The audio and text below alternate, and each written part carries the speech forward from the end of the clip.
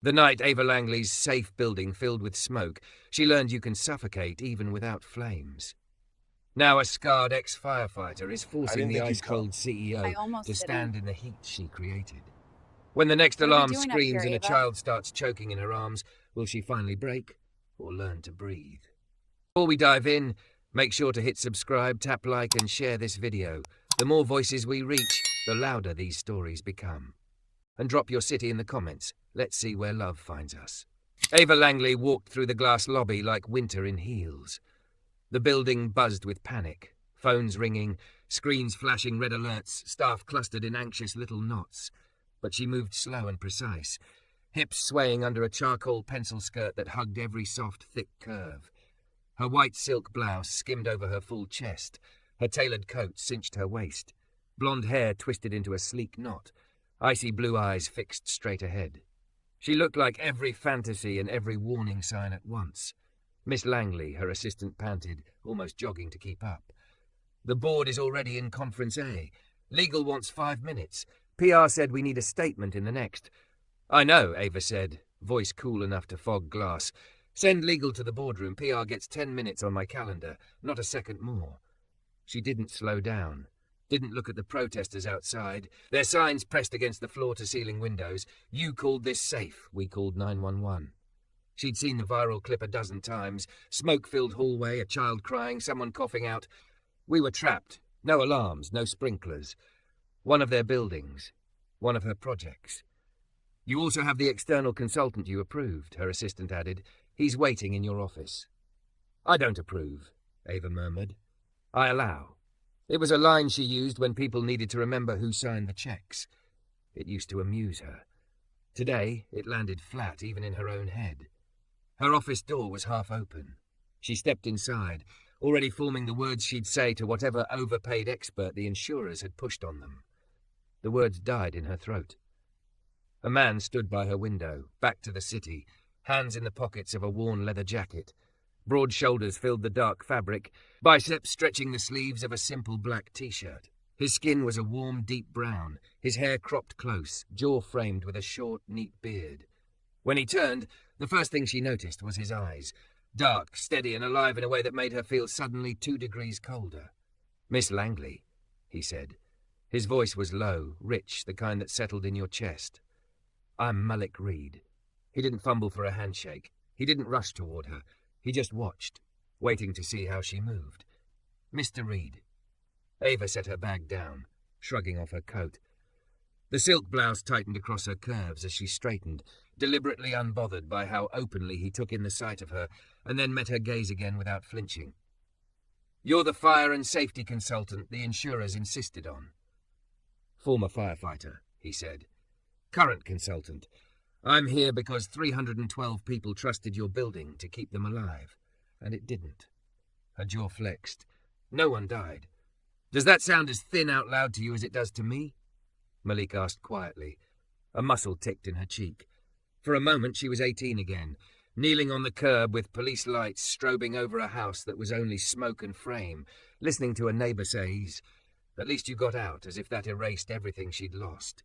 She locked the memory away. We are fully cooperating with investigators, she said.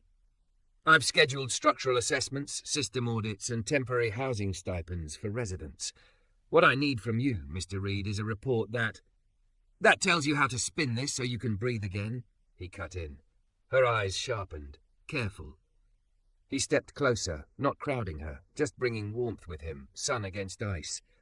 Up close, she could see faint scars along his forearms, pale lines disappearing into the edge of his sleeve, evidence of heat he'd walked through.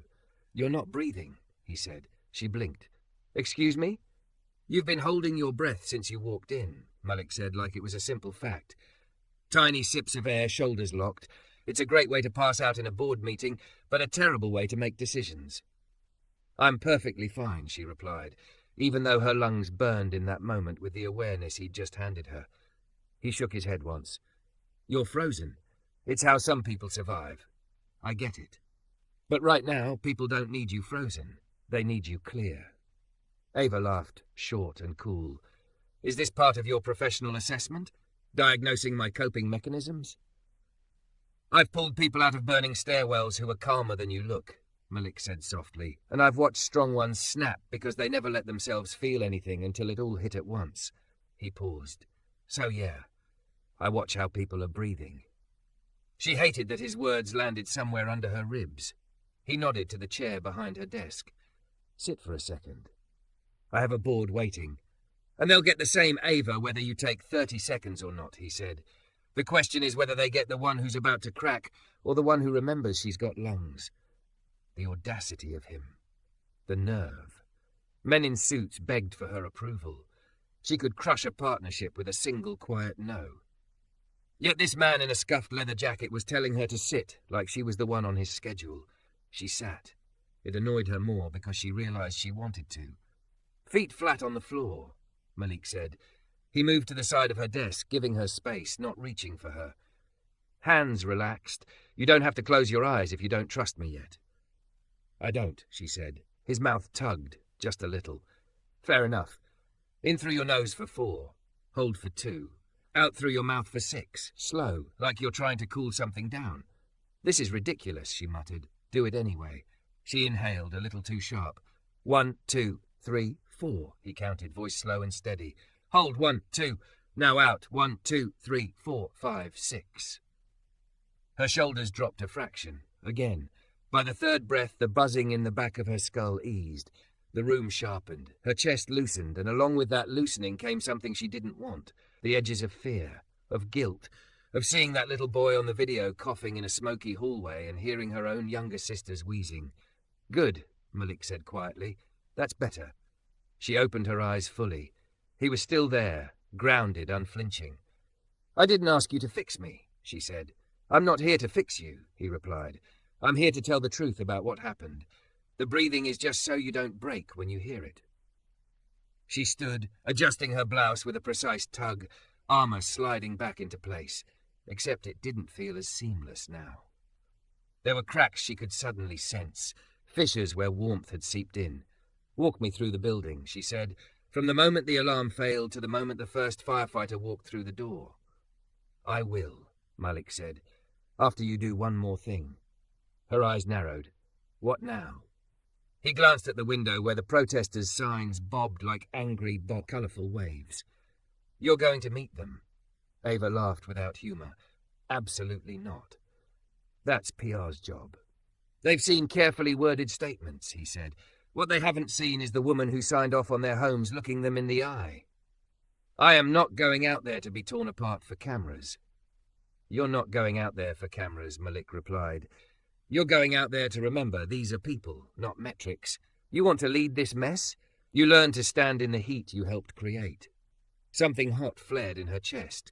Anger, shame, stubborn pride. She couldn't even separate them. You think you know me after 10 minutes?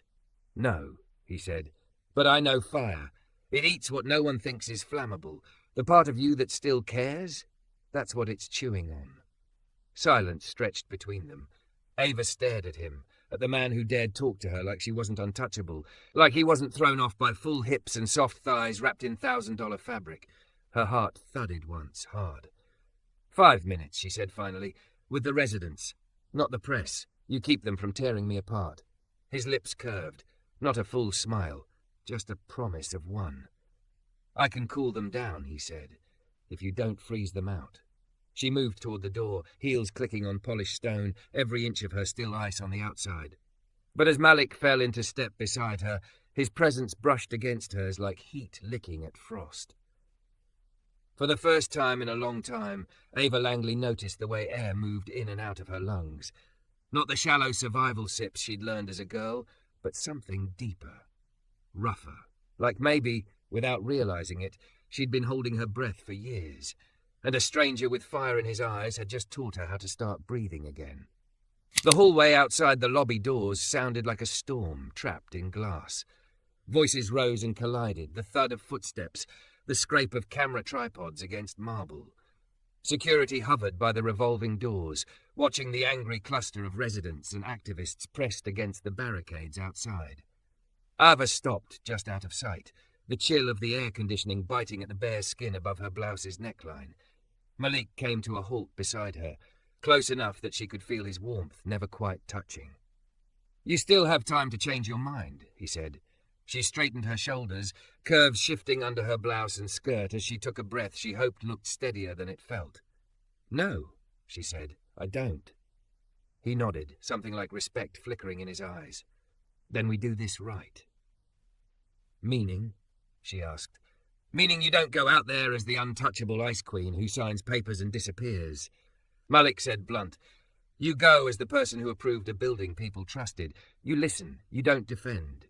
Not yet." "So I just stand there and let them tear into me?" she asked, bitter. "That's not leadership. That's theatre." "That's consequence," he replied quietly. "You can't fix what you refuse to look at."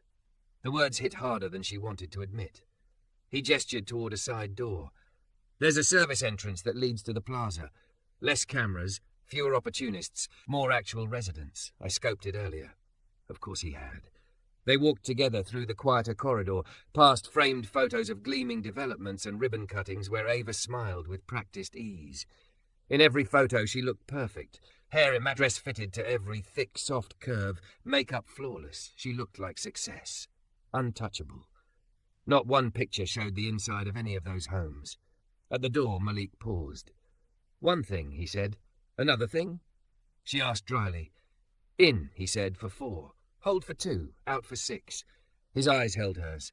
"If you lock up out there, they'll smell it. Breathe."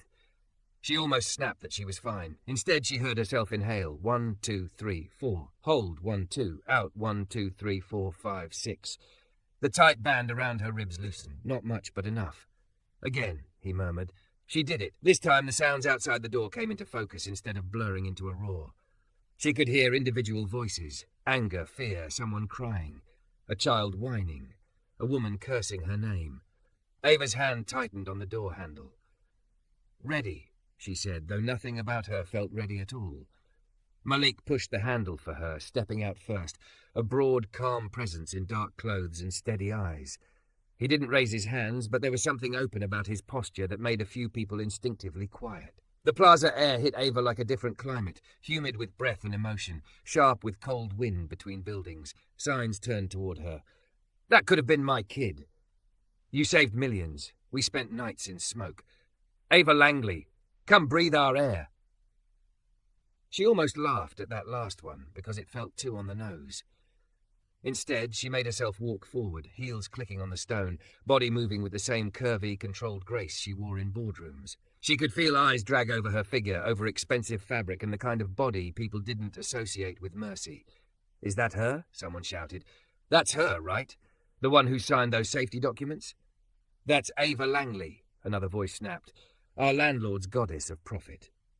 "Good morning," Ava said. Her voice came out clear, but not as cold as usual. She wasn't sure if she liked that. "I'm Ava. There's kids who slept in hospitals because of you, and you say good morning?" A woman's voice cut through. Ava turned toward her. The woman stood near the front, hair in a messy bun, dark circles under her eyes, a toddler on her hip. The kid's face was buried in her shoulder, one small fist clutching the collar of her t-shirt. "I'm Maya," the woman said, anger trembling through every syllable. "Building C, 2nd floor.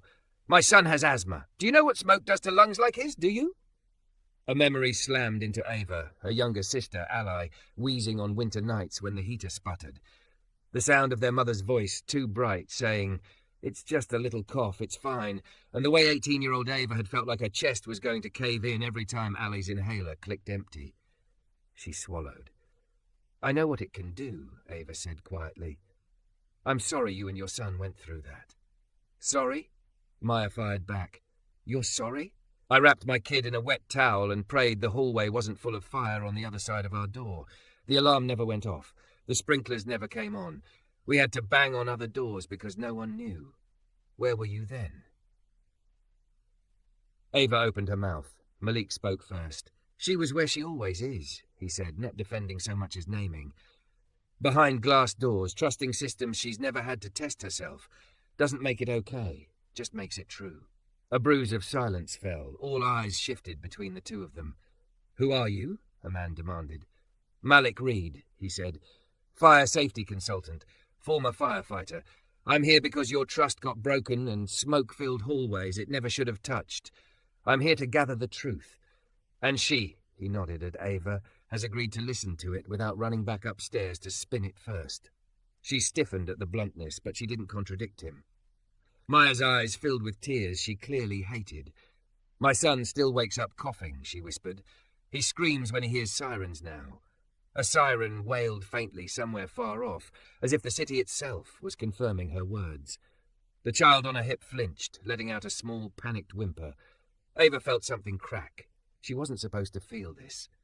Feelings were messy, inefficient. She'd built an entire life on not letting things get this close. But as she watched that little boy cling to his mother like the world was a burning building, something old and buried clawed its way up her throat. "May I?" she heard herself ask. Maya blinked. "May you what?" "Come closer," Ava said. "Not to touch him, just closer." Maya hesitated, then took a reluctant step forward. Malik stayed between them, not as a barrier, but as a steady axis. Up close, the kid's small chest shuddered with uneven breaths, the way allies had when the neighbours' faulty wiring sparked a fire that had taken everything but the clothes on their backs. Ava's heart pounded against the line of her bra. "Can I show you something?" she asked Maya. "If he sees you breathe, sometimes he'll follow without realizing." It helped with her voice broke almost imperceptibly, with someone I loved. Maya's eyes searched her face, suddenly seeing something more than the cold woman from the news clips. "What?" "In for 4, Ava said softly, glancing at Malik for the briefest moment, then back at the boy. "Hold for 2, out for 6. He can feel your body when you breathe slower. It tells his to try." She demonstrated. Inhale, hold, exhale, lips parted, chest rising under the silk blouse stretched over her curves. For the first time, she wasn't trying to look composed. She was just trying to breathe. Maya, tentative, copied her. The boy's tiny fists stayed tight, but after the 3rd cycle, his breathing hitched. Then began to sink, just a fraction, with his mother's slower rhythm. "There you go," Malik murmured, voice a low warmth at their side. "That's it. Both of you. In 2, 3, 4. Hold 1, 2. Out 2, 3, 4, 5, 6. The tension in the crowd shifted, some of the anger turning into something raw, pain, exhaustion. "This shouldn't have happened," Ava said. The words weren't polished or rehearsed. They felt scraped out of her. "The building failed you. I failed you. I signed off on reports I didn't dig into hard enough. I trusted assurances I should have pressed on until they broke." "And what are you going to do now?" a man demanded. "You going to pay for a therapist for every kid who panics when they smell smoke?" Ava met his gaze. "We're paying for temporary housing, full system replacements, and independent inspections that don't answer to my company," she said. "We're creating a resident oversight board with actual power to veto openings until you're satisfied, and every fire safety report will go to you before it goes to investors." "That's not enough," Maya said hoarsely. "I know," Ava said. "It's a beginning, not a bargain." Someone in the back shouted, "How do we know you mean any of that?" "You don't," Malik answered before she could. "Not yet. You'll know when sprinklers you can see go off in monthly tests, when alarms wake you up during drills, when someone like me signs off that your exits are clear. Trust isn't a press release. It's a pattern." Murmurs rippled through the group. A chill wind gusted through the plaza, lifting the ends of Ava's hair from her neck, snaking under her blouse. She shivered, and for once didn't hide it. "I can't promise I won't make mistakes," she said quietly. "I can promise I won't hide from them again." Maya studied her for a long, tense moment. "You better not," she said finally, "because next time we might not walk out." Ava nodded, throat thick. "There won't be a next time," she said. "Not in any building with my name on the paperwork." It sounded arrogant, maybe, but this time it felt less like a declaration of power and more like a vow she knew would cost her. Malik touched his fingers briefly to the brim of an imaginary hat, a gesture of respect to the crowd. "I'll be in the building the rest of the week," he said. "If you have videos, photos, anything you saw that doesn't line up with the official story, bring it. I'll look you in the eye when I listen." They walked back through the service door together. As soon as the door shut, the noise outside dulled, leaving only the echo of Ava's pulse in her ears. "You did good," Malik said quietly. She let out a harsh breath. "I nearly fell apart." "Exactly," he replied. "You let yourself feel it. That's the only way you'll do better than a cosmetic fix. They stepped into the elevator. The mirrored walls reflected her flushed cheeks, slightly smudged eyeliner, the way her blouse clung where her breathing had deepened. Malik's reflection stood behind her, warm, grounded, eyes softer than she wanted to see. "When did you learn that breathing trick?" she asked, watching their reflections rather than turning. "On calls," he said. "Panicked kids. Parents who thought they were about to watch their world end. You can't always put out a fire fast. Sometimes all you can do is help them not burn from the inside first." The elevator hummed up. "Malik," she said. "Yeah? For a second out there." Her voice went low, almost surprised. I felt like my chest might split open. "And?" he asked. "It didn't," she said. He smiled at her reflection, a slow, approving curve of his mouth. "That's how it starts," he said. "Ice doesn't crack because it hates itself. It cracks because something warmer is pushing through." The elevator chimed.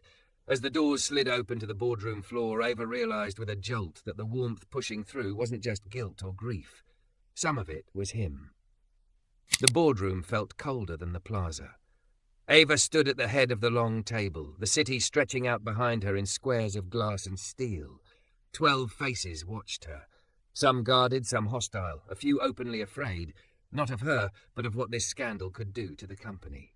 Malik sat along the side, sleeves pushed up, binder open in front of him. He didn't look impressed by the chandelier, the leather chairs, the art. He looked like a man who'd seen ceilings fall. "Miss Langley," the chairwoman said, crisp and composed. "We've reviewed Mr. Reed's preliminary findings. Before he presents, we'd like to understand your perspective." Ava felt the weight of their gaze on her curves, on the flush that hadn't quite left her cheeks since the plaza. Her blouse was still pristine. Her pencil skirt still hugged every line of her hips and thighs, but something inside her was different now. Less frozen, less numb. "My perspective," she said, "is that 312 people slept in a building that should have protected them and didn't. That is the only place to start." A few board members shifted uncomfortably. "We also have to protect shareholder value," someone said. Ava almost laughed. "Shareholder value," she echoed. "You think the market's going to reward us for pretending smoke was a rumor?" Malik's eyes flicked up to her, dark and steady. She took a breath. 4 counts in, 2 hold, 6 out, then nodded to him. "Mr. Reed," she said, "tell them what you told me. All of it." He rose, broad shoulders straight, binder in hand. "Short version?" he said. "You had a perfectly designed system on paper and a half-built one in reality. Corners were cut on installation. Inspections were rushed. Maintenance was reactive instead of preventive." He flipped a page. "Alarm panels set to test and never switched back. Sprinkler heads capped with paint because workers didn't want to clean them. Exit doors jammed with storage. None of this shows up in glossy reports if those reports are built to keep everyone comfortable." "Who's responsible?" the chairwoman asked tightly. "Contractors," a board member jumped in. "Subcontractors, the property managers. We should make that very clear." Malik didn't look away. "Everyone who signed off is responsible," he said, "including this board, including Miss Langley." The words landed like a punch. A few members stiffened. "That's quite a position to take against the person who hired you," one man said. "She didn't hire me to lie," Malik replied. "I don't do PR. I do truth. You want to protect yourselves, change what you do, not just what you say." Ava watched him, something hot and painful swelling in her chest. He was right. He was also handing her a knife that could cut her own career in half. "Your wording here," another member said, tapping the report, "about systemic negligence. Could you soften that? Perhaps isolated lapses?" "No," Ava said. Every head turned. "Our legal exposure," the company attorney began, "is already catastrophic," Ava said. "We won't reduce it by pretending this was a fluke.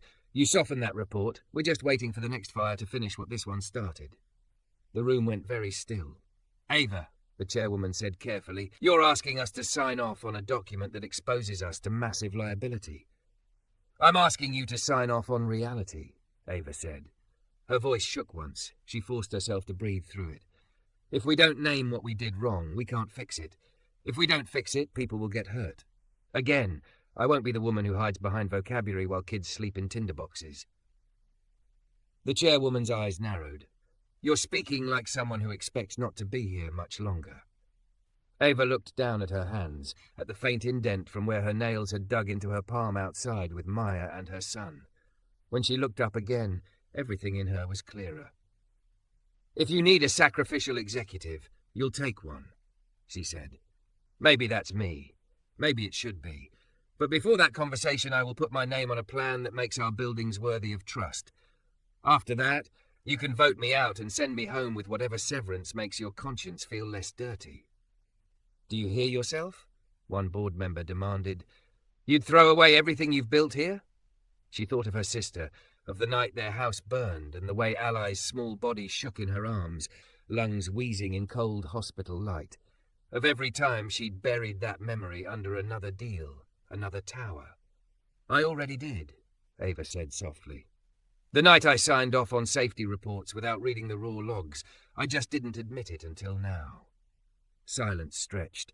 Finally, the chairwoman looked at Malik. "Mr. Reed," she said, "if we accept your report as written and implement your recommendations, does this company stand a chance of regaining trust?" He considered her for a long moment. "If you follow through loudly and consistently," he said, "if your CEO keeps walking into smoke, not away from it. If this," he gestured to the report, "is the first step, not the last." "And if we ask you to stay on," the chairwoman pressed, "to oversee implementation?" "I'll do it," Malik said, "on one condition." Ava's heart did a strange twist. "What condition?" "That you listen to the people who live in your buildings as closely as you listen to your investors," he said. "No more decisions without someone like Maya at the table." The chairwoman exhaled. "We'll review," she said. "We'll vote on the report language this afternoon." The meeting dissolved into side conversations. Ava stood there, feeling oddly hollow, and at the same time more present in her own skin than she had in years. When the room finally emptied, it was just her and Malik. "You realize you might have talked yourself out of a job," he said quietly. She let out a breath that was almost a laugh. "For the first time, that doesn't feel like the end of the world." He studied her, eyes lingering briefly on the curve of her hip, the soft lines of her waist beneath the silk, not leering, just noticing. Then his gaze rose to her face again. "You did something hard in there," he said. "Most people in your position would have asked me to help them dodge." "I almost did," she admitted. The words were there. Spin it. Soften it. Make it sound like an accident no one could have foreseen. She swallowed. "Then I kept seeing that kid's face. And your own," Malik said gently. "That night." She flinched. "You don't know." "I've seen that look before," he said. "On people standing outside houses that aren't houses anymore." Her throat closed. For a second, the boardroom vanished, replaced by winter air, sirens, the taste of ash. "I lost my dad on a call," Malik said quietly into the space between them. "Rookie year. Ceiling came down. We saved the family. Didn't save him. I spent 2 years trying to be stone so it wouldn't crack me. It didn't work." "What did?" she asked, the question pulled out of her. "Letting it hurt," he said. "Breathing anyway. Letting people see I was bleeding instead of pretending I was fireproof." She looked at him, at the man who walked into flames and still stood here steady and warm. "I don't know how to do that," she whispered. "You're already doing it," he said. "Come see." 3 weeks later, the building didn't resemble the glossy brochures. The lobby was a mess of scaffolding and open ceiling panels. The fire panel had been replaced, wires neatly labelled. Sprinkler heads gleamed, exposed and obvious. Ava walked the hallway in jeans and steel-toed boots instead of heels, thick thighs stretching denim, a simple black T-shirt hugging her curves. Her hair was in a loose ponytail, a few blonde strands sticking to her temples with sweat. She'd spent the morning shadowing the contractors, asking questions she once would have left to someone else. "You clean up good for a construction site," a familiar voice said behind her. She turned. Malik leaned against the wall, clipboard in hand, hard hat tipped back. His eyes travelled over her, slower than before, appreciation clear. "I'm off-brand," she said. "No silk, no stilettos." He shook his head. "You're more on-brand now than you ever were. This is the woman whose name is on the paperwork." Her heart did that twist again. "Drill starts in 5, he said. "Residents are in the stairwell. You ready?" She wasn't. She also was. They gathered on the 5th-floor landing. Adults, kids, elderly folks leaning on rails. The new alarm system blared, loud and unmistakable. Sprinklers puffed a harmless mist in the test zone. A little boy flinched at the sound, Maya's son. His chest hitched. Without thinking, Ava knelt to his level, jeans creaking. "Hey," she said softly, "remember last time? You and your mom were so strong." His eyes were wide, shiny with unshed tears.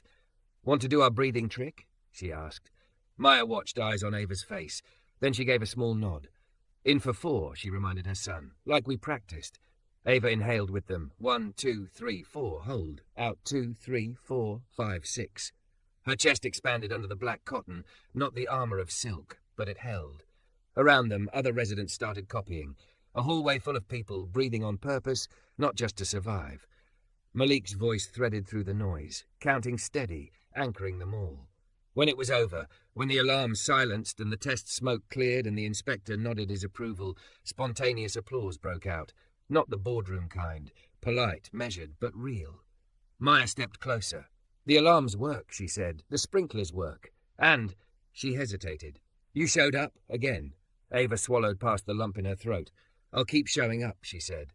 "Even when you're sick of my face." Maya's mouth twitched. "We'll see," she said. "Don't make promises you don't intend to keep." "I don't have room for those anymore," Ava replied. Later, when the contractors had packed up and residents drifted back to their apartments, Malik found her on the roof, leaning against the low wall, wind tugging at her ponytail. "You didn't freeze," he said, coming to stand beside her. "I wanted to," she admitted. "When the alarm went off, I was back in my old house, smoke in the hallway, my sister's hand in mine." Her voice broke.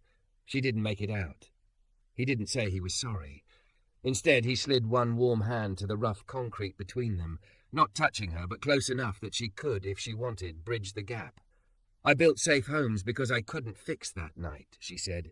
"And then I stopped looking closely so I wouldn't see where I was failing her all over again." "You're looking now," he said. Tears spilled over, hot on her cold cheeks. "I hate how much it hurts." "I know," he said. "Breathe." She did. 2, 3, 4, hold. Out. 2, 3, 4, 5, 6. The wind carried the exhale away, but the warmth stayed. Without quite meaning to, she slid her hand over his on the wall. His fingers curled, slow and careful, around hers. "You taught a whole building to breathe today," he said, "including yourself." She laughed wetly. "You make it sound noble. I just didn't want to pass out in front of 100 people." "That too," he said, smiling. He turned then, facing her fully. Up close she could see faint lines at the corners of his eyes, the soft curve of his mouth, the scar along his thumb. He looked at her the way no one had in a long time, not as a title, not as a shield, but as a woman, flesh and fear and fire all tangled up. "This doesn't fix everything," she said, voice low. "I know that."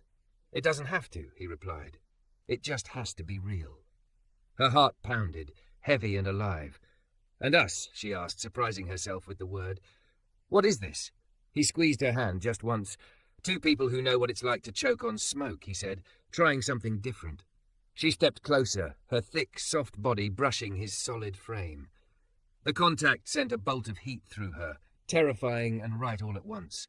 "Show me," she whispered, "how to keep breathing when it's not about work, when it's this."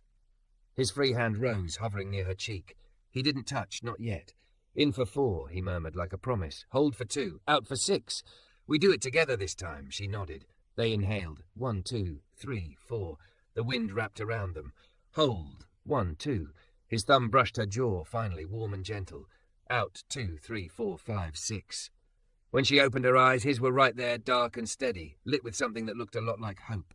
He leaned in slowly, giving her all the time in the world to pull away. She didn't. Their lips met in a kiss that wasn't desperate or polished, but honest, like the first deep breath after years of shallow ones. Ice and fire, she thought dizzily. Not fighting this time, learning the same rhythm. When they parted, foreheads resting together, their breaths mingled, uneven and human and real. For the first time since the night her world burned, Ava Langley wasn't holding her breath. She was breathing with him.